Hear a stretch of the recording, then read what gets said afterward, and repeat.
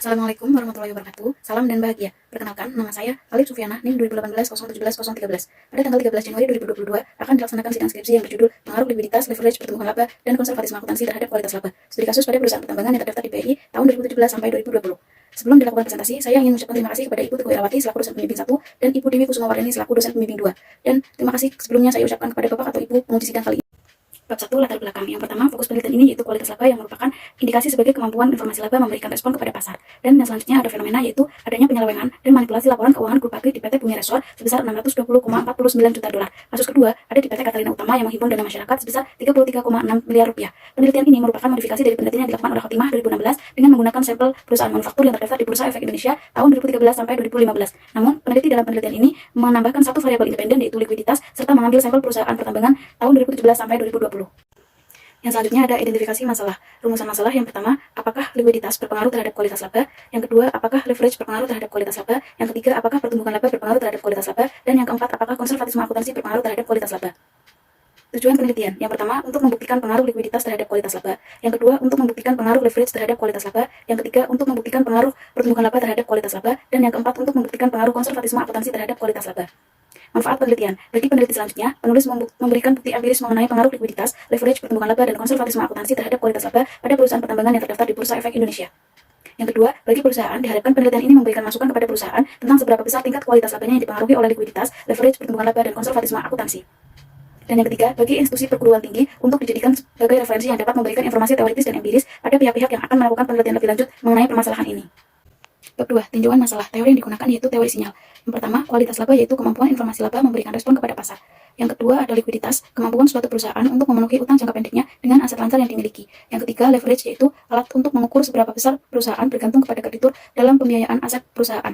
Yang keempat, pertumbuhan laba, suatu kenaikan laba atau penurunan laba per tahun yang dinyatakan dalam persentase. Yang kelima, konservatisme akuntansi, sebagai prinsip yang digunakan untuk menghindari laba kumulatif dengan memaksimalkan kemungkinan terburuk dan meminimalkan kemungkinan terbaik.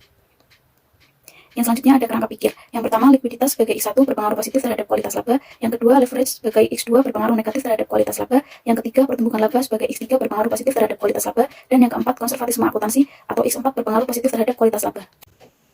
Bab 3. Metode penelitian. Sampel penelitian ini yaitu perusahaan pertambangan yang terdaftar di Bursa Efek Indonesia dari tahun 2017 sampai 2020. Berjumlah 72 sampel yaitu 18 perusahaan selama 4 tahun. Teknik pengambilan sampel yaitu menggunakan metode berbasis sampling. Variabel yang digunakan yaitu variabel independen, likuiditas, leverage, pertumbuhan laba, dan konservatisme akuntansi. Variabel dependen yaitu kualitas laba. Analisis data, yang pertama ada analisis deskriptif, ada statistika deskriptif. Yang selanjutnya ada uji asumsi klasik. Pertama, uji normalitas, uji multikolonialitas. Yang ketiga ada uji heteroskedastisitas. Dan yang keempat ada uji autokorelasi. Yang selanjutnya pengujian hipotesis. 1. Analisis regresi linear berganda. Yang kedua uji F. Yang ketiga uji determinasi. Dan yang keempat uji T. Hasil penelitian uji asumsi klasik.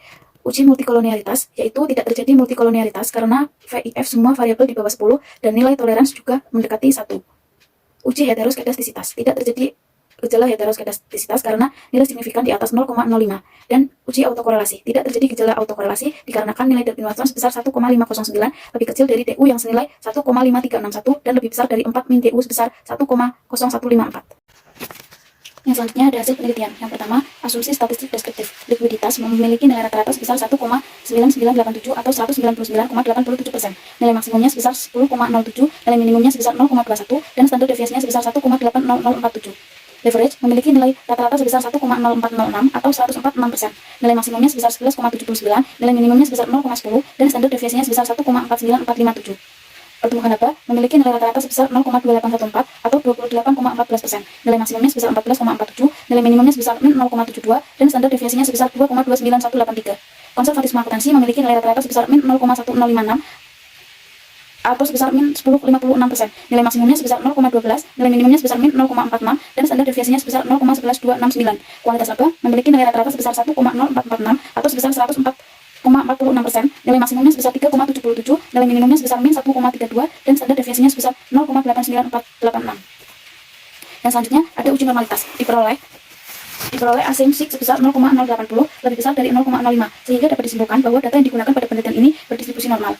Yang selanjutnya ada uji multikolonialitas. Nilai toleran masing-masing variabel bebas yaitu X1 0,851, X2 0,880, X3 0,981, dan X4 0,935 lebih besar dari 0,10. Nilai VIF yaitu sebesar X1 1,176, X2 1,136, X3 1,019, dan X4 1,070, lebih kecil dari 10,00. Dapat disimpulkan bahwa penelitian ini tidak terjadi gejala multikolonialitas.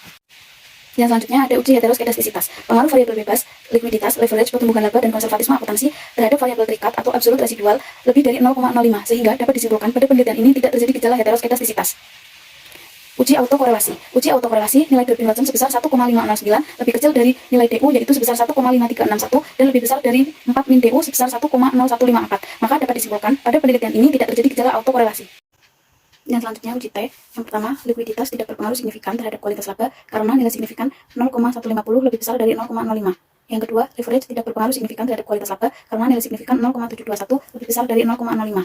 Yang ketiga, pertumbuhan laba tidak berpengaruh signifikan terhadap kualitas laba karena nilai signifikan sebesar 0,941 lebih besar dari 0,05. Dan yang keempat, ada konservatisme akuntansi berpengaruh signifikan terhadap kualitas laba karena nilai signifikansinya sebesar 0,046 lebih kecil dari 0,05.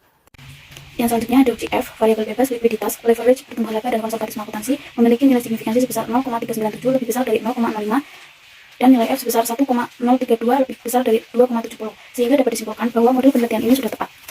Yang selanjutnya ada uji determinasi, variabel bebas, likuiditas, leverage, pertumbuhan laba, dan konservatisme akuntansi dapat menjelaskan variabel kualitas laba sebesar 0,002 atau 2%, sedangkan sisanya dijelaskan oleh variabel lain di luar penelitian ini. Yang selanjutnya, hasil dan kesimpulan. Hipotesis 1, likuiditas berpengaruh positif terhadap kualitas laba. Hasilnya, likuiditas berpengaruh negatif terhadap kualitas laba, karena nilai P min 0,061, SIG 0,150. Kesimpulannya, H1 ditolak.